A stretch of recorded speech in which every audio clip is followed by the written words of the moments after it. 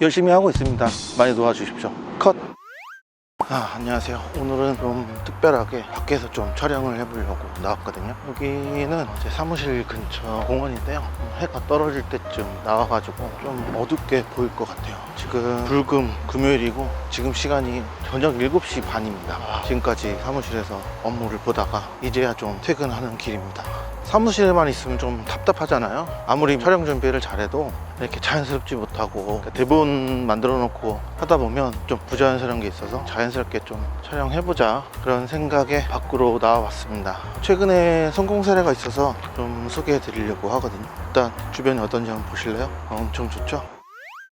아직 한 달도 안 된 것 같고, 최근에 제 유튜브 그리고 블로그를 보고 문의를 주셨었는데 50대 여성분이셨고, 그 헬스장에서 개그우먼 그 김혜선 씨가 하는 그 방방에서 뛰면서 하는 그 운동 있잖아요.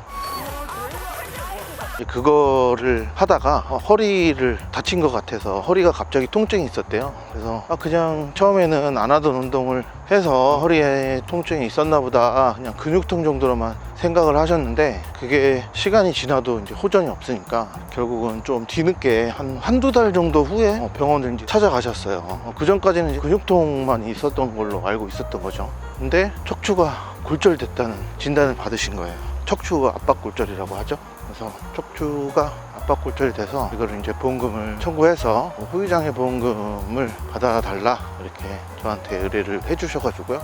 가입 금액은 1억 원, 지급률로 계산을 해보니까 3천만 원 정도 받으실 수 있겠더라고요. 근데 필름을 봐야 저희도 어느 정도 받을 수 있는지를 알 수 있기 때문에 엑스레이나 MRI 필름을 달라고 말씀을 드렸고, 그 외에 이제 업무 기록이나 이런 것들은 저희가 발급받아서 검토를 해봤는데 3천만 원을 받는 데는 크게 문제가 없을 것 같더라고요. 이제 다만 뭐가 문제였냐면 사고 일자가 명확하지가 않았어요. 이게 지금 이런 상황 같은 경우는 운동하다가 허리가 아팠기 때문에 심하게 다쳤다면, 뭐 넘어졌거나 했다면 그러면 바로 병원 가서 진단을 받았겠지만, 이제 그런 건 아니었기 때문에 본인이 사고로 다쳤다는 걸 이제 뒤늦게 인지하게 된 거죠. 그러다 보니까 진단도 늦었고, A병원에 갔을 때는 예를 들면 뭐 5월 1일 날 다쳤다, 근데 B병원 갔을 때는 6월 1일 날 다쳤다, 이제 이렇게 자꾸 앞뒤가 안 맞게 되는 거예요. 왜냐면 본인도 잘 모르거든요. 기억이 잘 안 나니까 언제 다쳤는지. Don't even worry about it.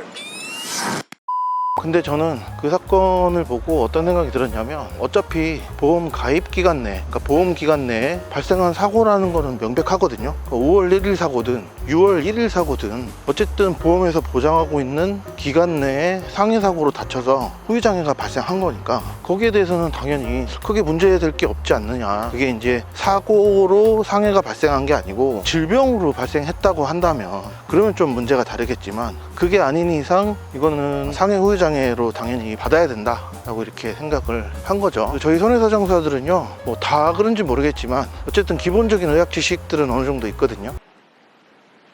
어디까지 했지?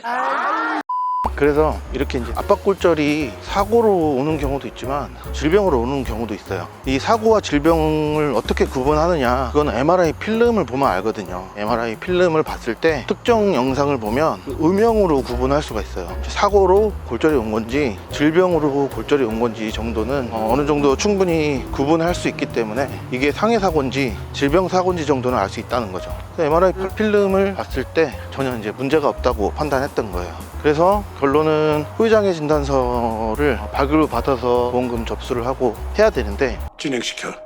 이 사건이 좀 웃긴 게, 처음에 이분이 전화 주셨던 이유가 애초에 처음부터 저한테 사건을 진행해 달라고 맡기신 게 아니고, 원래 다른 손해사정사분한테, 손해사정사인지 아닌지 그것까지는 모르겠는데 아무튼 사건을 위임을 했었는데, 이 사건을 수임하고 한 달이 넘게 계속 지체가 됐다는 거예요. 그러니까 뭐 어떻게 진행되고 있다 뭐 이런 것도 알 수도 없고. 근데 저는 실무를 해보는 입장에서 이게 그렇게 뭐 준비하는데 한 달 이상 걸리거나 할 만한 사건이 아니거든요. 빠르면 1, 2주 안에 다 접수할 수 있는 건데, 그래서 저도 상식적으로 이해가 안 된다 그랬더니, 본인이 이미 신뢰도를 그분한테 잃어서 그분하고의 계약을 정리하고 저한테 사건을 맡기고 싶다, 이렇게 얘기를 했던 거죠.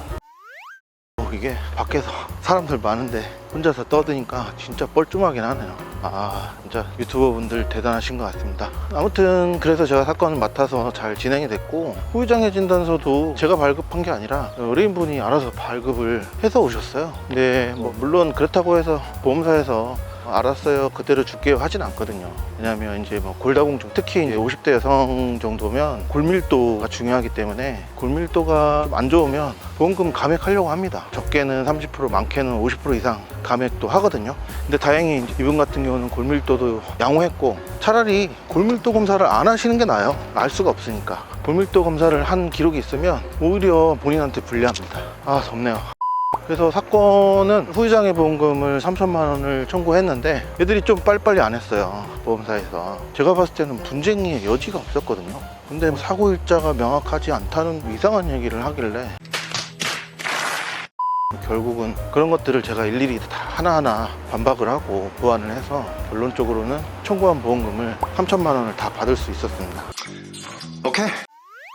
대략 기간은 한 달 조금 넘었던 것 같아요. 접수하고부터. 접수하는 데까지는 한 최초의 사건 수임하고 한 일주일? 1, 2주 안에 제가 접수했던 것 같아요. 접수했고, 그리고 나서 보험금 접수되고 나서 30일이 경과되고 나서 보험금이 지급이 됐으니까, 그러면 30일 넘어가면 보험회사에서 이 지연이자 배상해줘야 되거든요. 그래서 보험금 3천만 원하고 지연이자도 아마 제 기억에 5만 얼마인가 7만 얼마가 같이 나왔던 것 같아요.